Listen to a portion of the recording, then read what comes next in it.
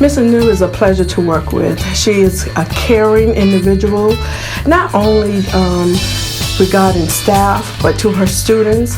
I have seen her go beyond measures, meaning getting to work early, staying to work late.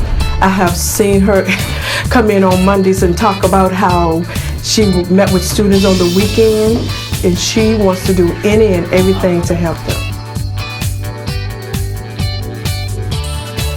It's nice to get a pat on the back. I work for the students, but it's nice to get a pat on the back from my colleagues. It's very affirming. Many mentioned that they love having me. Well, I love being here.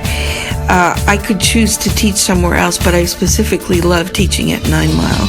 I really like the faculty here. I've been here for 10 years. I feel like it's my home away from home. And I come to school every day with joy. I just like to share everything with everybody. Have this joyful spirit. She always, even though you could be in the lowest, once you come in here, it's like, yes, thank you. It just feels like a cool and calm.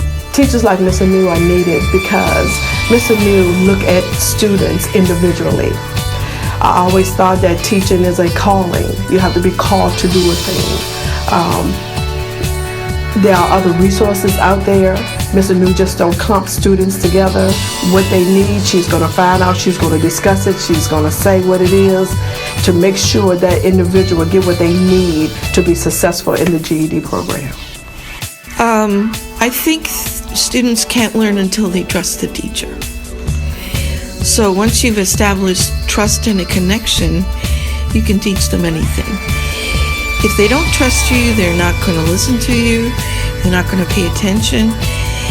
And so I think you should work as a team. So each student is different and you need to find out what makes them tick.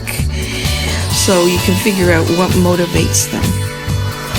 Everybody really wants to do well. It's human nature. So I try to look for that key. And I try to make everybody feel successful as quickly as possible. So feedback is really, really important. That was easy. There you go.